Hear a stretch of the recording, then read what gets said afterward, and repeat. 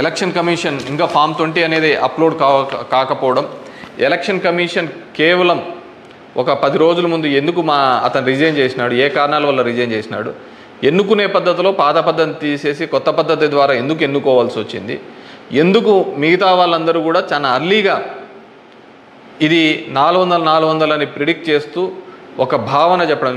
మనం టీవీలలో కూడా చూసినామంటే ఆంధ్రప్రదేశ్లో 9:30-10 కల్లా కూడా అసలు కౌంటింగ్లో అనేది ఒక రీజనబుల్ రానిదే 100, 150, 120 అని ప్రొజెక్ట్ చేసినారు. అసలుకు వైసీపీ సీట్లు 25 కంటే దాటి చూపిలా. అసలుకు మొదట అర్ధ గంటలోనే మొత్తం నియోజకవర్గం అంతా ఏ విధంగా చూపిస్తారు, మొత్తం రాష్ట్రం అంతా ఏ విధంగా రిప్రజెంట్ చేస్తారు. సో ఆ విధంగా రిప్రజెంట్ చేయడానికి ఏంటంటే బేసిక్గా అక్కడున్న ఏజెంట్లు కావచ్చు, అధికారులు కావచ్చు, వన్ సైడెడ్గా పోవడం కోసం ఆ విధంగా చేసినారు. ఆ విధంగానే ఉండడంతో ఆల్మోస్ట్ వాళ్ళందరూ కూడా 10:30 నుంచి బయటికి రావడం మొదలుపెట్టినారు. ఏం జరిగింది అనేది అసలు ఎవరికే కానీ అర్థం కాలేదు. టీవీలలో చూసినాము అంటే అసలు 8:30 అంటే 9:30 కల్లా 100-150 సీట్ల లేక వచ్చేసినాయని ఎలివేషన్స్ అన్నీ ఇవ్వడం జరిగింది. సో ఏ విధంగా మీడియా ఎలక్షన్ కమిషన్ వెబ్సైట్లలో పెట్టలేదు, అక్కడ ఆ విధంగా ప్రాజెక్టు కాలేదు. కానీ వీళ్ళే మొదటే చేయడం వల్ల ఏంటంటే దానివల్ల ఏజెంట్లు అక్కడ నుంచి వెళ్ళిపోతారని చెప్పేసి, అదేవిధంగా ఉద్యోగస్తులందరూ కూడా వన్ సైడెడ్గా జరిగిపోతే ఏజెంట్లు అందరూ పోయినారంటే వీళ్ళు రాసుకునేదే రాత అయిపోతుంది కదా. సో ఆ విధంగా అబ్జల్యూట్ మెజారిటీస్ ఇదైతే అంటది. అదేవిధంగా సో ఇదంతా కూడా మనం నిజమైన ప్రజాస్వామ్యంలో దొంగ ఓట్ల మీద ఉన్నామా, లేకుంటే ఈవీఎంలో మిషనరీస్ మీద పనిచేస్తున్నామా, నాకు ఓడిపోయినానని నేను బాధతో కాదుగా చెప్తున్నానని కానీ అందుకే నేను ఆంధ్రప్రదేశ్ స్టేట్ గురించి ఎక్కడ చెప్పలే. దేశంలో జరిగినది వివిధ దీనిలలో చెప్పినది. ప్రశాంత్ భూషణ్ కూడా ఆయన సీనియర్ లాయర్గా కూడా ఆయన కూడా పోరాడుతున్న సందర్భం చూసాం.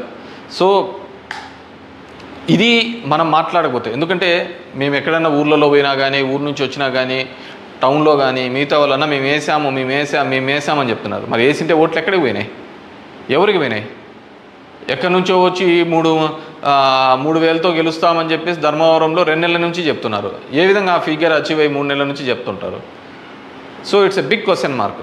సో దెర్ ఈజ్ కంప్లీట్లీ ఏదో ఒక సెక్షన్లో అయితే మ్యానిపులేషన్ జరిగింది. ఇప్పుడు ఏం చేసేది ఎందుకు కాదు, కానీ జస్ట్ ప్రజలందరూ కూడా మనం అందరం వివేకంగా ఆలోచించుకొని డెమోక్రసీ ప్రజాస్వామ్యాన్ని ఇదే పెట్టుకుంటూ పోతా అంటే మోడీ 3 అవుతుంది, మోడీ 4 అవుతుంది, మోడీ 5 అవుతా ఉంటుంది. ఇంక జనం యొక్క ఓటుకు దాని విలువకు ఎటువంటి విలువ ఉండలేని పరిస్థితి మనం చూడగలుగుతాం. So these are all planned and స్క్రిప్టెడ్గా అంతా కూడా జరిగిందని పూర్తిగా నేను నమ్ముతున్నాను. పబ్లిక్ జనం కూడా అదే విధమైన ఆలోచనలతో ఉన్నాయని నమ్ముతున్నాను. వాట్ ఎవర్ మేబీ నాకు కూడా ఈ 5 ఏళ్ళు కూడా జనాలు మీరు ఇంకా తిరిగినే చాలు, చేసినే చాలు, ఇది చాలు అని చెప్పేసి ఒక బ్రేక్ ఇచ్చినట్టుగా ఉంది. కానీ బ్రేక్ ఇచ్చినంత తప్ప నాకు రాజకీయాలు తప్ప వేరేది ఏమీ తెలియదు. కాబట్టి డెఫినెట్గా నా గొంతును వినిపిస్తూనే ఉంటాను. అన్ని విధాలుగా కూడా ఎక్కడెక్కడ ఏ తప్పులు జరుగుతున్నా కానీ, అది నియోజకవర్గ వ్యాప్తంగా కావచ్చు, రాష్ట్ర వ్యాప్తంగా కావచ్చు, దేశవ్యాప్తంగా కావచ్చు, ఖచ్చితంగా ఇంకా ఇట్లా కాకుండా నేనేం వేరే వాళ్ళను బూతులు తిట్టేది ఇంకోటి ఆ అవసరం లేదు. జనాలకు ఎంతో కొంతమంది కన్నా సరే నాకు తెలిసిన విషయాన్ని షేర్ చేసుకోవాలనేది ఒక ఆలోచన విధానంగా అనుకున్నాను. డెఫినెట్గా ఐ విల్ కంటిన్యూ దట్. ఎందుకంటే చూస్తున్నాం అక్కడక్కడ జరిగినవి ఇవన్నీ కూడా. I want to give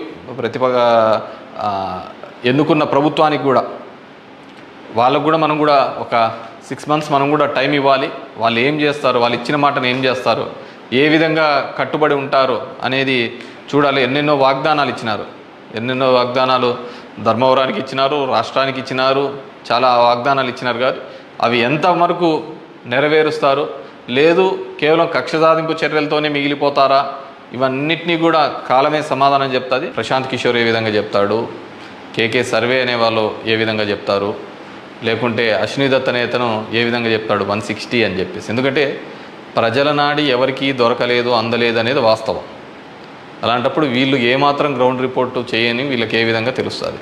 one thing ఏదైనప్పటికీ కూడా నేను కొన్ని పత్రికల్లో వచ్చిన ఆర్టికల్స్, అదేవిధంగా మిగతా దానిలోకి వచ్చిన ఆర్టికల్స్ని దృష్టిలో ఉంచుకొని మీ ముందు కొన్ని ఉదాహరణలు తీసుకొని రావదలుచుకున్నాను.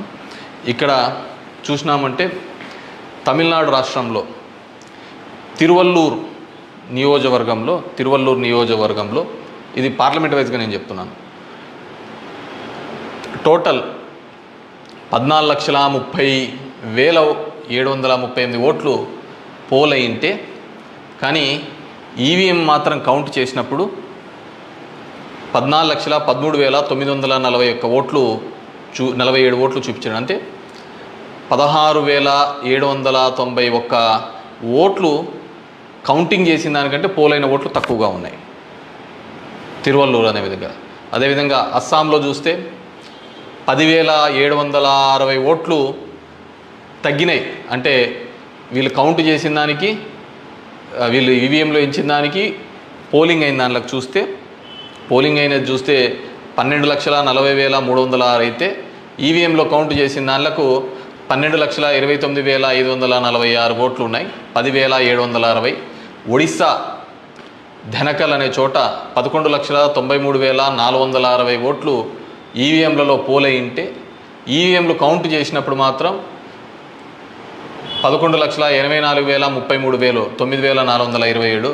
అదేవిధంగా గుంటూరు మన ఆంధ్రప్రదేశ్లో చూస్తే 14,11,989 పోల్ అయింటే, కౌంటింగ్ చేసినప్పుడు 14,04,061 ఓట్లు 7,928 ఓట్లు పోలైన దానికంటే ఈవీఎంలలో తక్కువగా కనపడడం జరిగింది.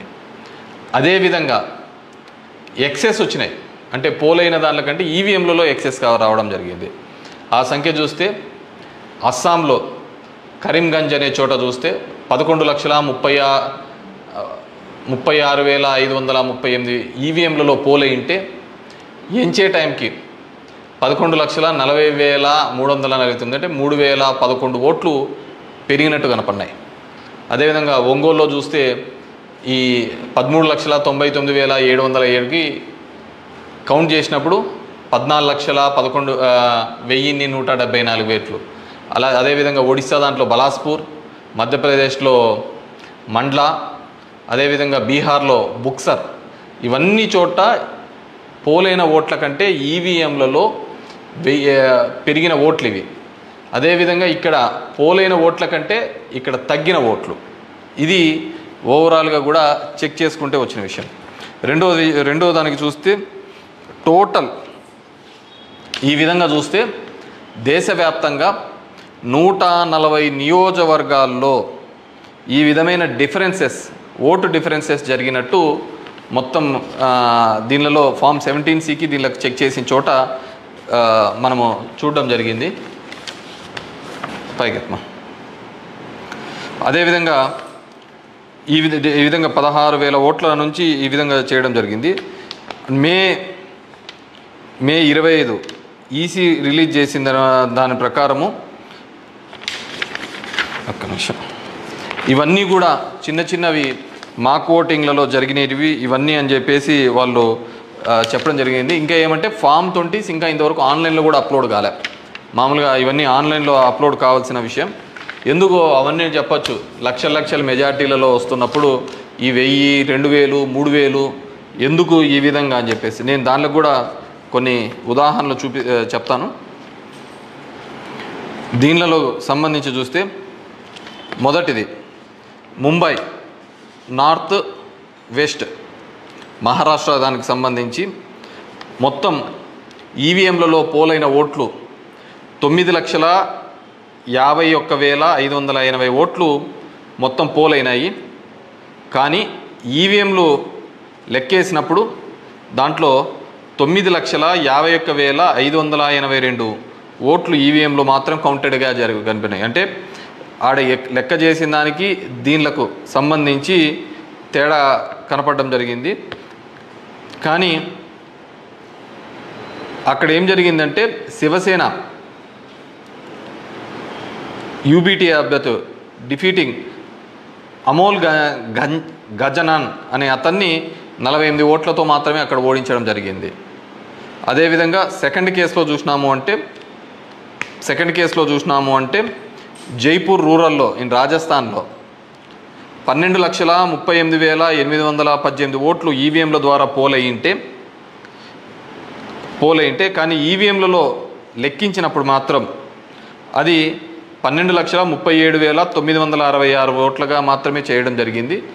852 ఓట్లు అక్కడ కౌంట్ కాలే, 852 ఓట్లు అక్కడ కౌంట్ కాలేదు. బీజేపీకి సంబంధించిన రావు రాజేందర్ సింగ్ అనే అతను ఈ సీట్ని గెలవడం జరిగింది. అతను గెలిచిన దానికి మార్జిన్ 1615 ఓట్లు, 1615 ఓట్లతో ఆయన గెలవడం జరిగింది. 1600, కానీ అక్కడ వచ్చిన తేడా 852. ఇది ఇట్లా మారిపోయినా ఇది ఇట్లా గెలిచిందో అంటే ఆ లోయెస్ట్ మార్జిన్. ఎందుకని థర్డ్ కేసు చూస్తే, థర్డ్ కేసు కంకర్ ఇన్ ఛత్తీస్గఢ్, అక్కడ పోలైన ఓట్లు 12,61,103 ఈవీఎంల ద్వారా ఓట్లు పోలైంటే, ఈవీఎంల ద్వారా మనకు ఫామ్ 17లో ఇచ్చినప్పుడు ఈవీఎంల ద్వారా ఉండేది, కానీ లెక్కేసినప్పుడు 12,60,153 ఓట్లు అక్కడ కౌంటెడ్ అని, 950 ఓట్లు ఆడ కౌంట్ చేయలే, మిస్ అయినాయి. ఎట్లా మిస్ అయినాయో తెలియటంలే, ఎక్కడ కనపడటంలే. దాని ద్వారా బీజేపీకి సంబంధించిన భోరో రాజ్ నాగ్ అనే అతను ఇతను గెలవడం జరిగింది. 1884 ఓట్లతో గెలవడం జరిగింది ఇతను. Fourth case Farrukhabad in Uttar Pradesh, 10,32,244 EVM ఓట్లు పోల్డ్ అయితే, కానీ ఈవీఎంలలో చెక్ చేస్తే ఫామ్ 17 ఒక విధంగా ఉంది, దీనిలో చెక్ చేస్తే 10,31,740 ఈవీఎం ఓట్స్తో ఉన్నాయి. 460 ఓట్లు కౌంట్ చేయలేదు. ముఖేష్ రాజ్పుత్ అనే అతను గెలిచినది 2,678 ఓట్లతో. ఇటు గెలుపోవటంలో కంటే మార్జిన్ కంటే అసలు ఈ ఓట్లన్నీ ఎక్కడికి పోతున్నాయి, ఎక్కడికి మిస్ అయిపోతున్నాయి. అండ్ ఈ కేసులలో చూస్తే ఇవి అసలు వీవీప్యాట్లను కౌంట్ చేయాలని, అదేవిధంగా 100% ఇవన్నీ మాల్ ఫంక్షన్గా జరుగుతున్నాయని చెప్పినా కానీ మార్జినల్ ఎర్రర్ అని, అదేవిధంగా సర్ప్లస్ ఓట్లు ఎందుకు వచ్చినాయనే విషయాన్ని ఇంతవరకు కూడా ఎలక్షన్ కమిషన్ చెప్పలేకపోయింది. అదేవిధంగా పార్లమెంట్ వైజ్గా ఎక్కడ తగ్గినాయి ఏ విధంగా అని చెప్పేసి ఇంతవరకు ఒక స్టేట్మెంట్, ఒక రీజనబుల్ స్టేట్మెంట్ కూడా ఇవ్వలేకపోయింది. ఈవీఎంలలో ప్రతి దానిలోనూ కూడా ప్రతి పార్లమెంటుకు సంబంధించి ఈ విధంగా తక్కువ ఎక్కువ వచ్చినట్టు కూడా వాళ్ళు చూపించలేని పరిస్థితి. ఎందుకంటే ఇది గెలుపోవటంలో సంబంధించిన సమస్య కాదు.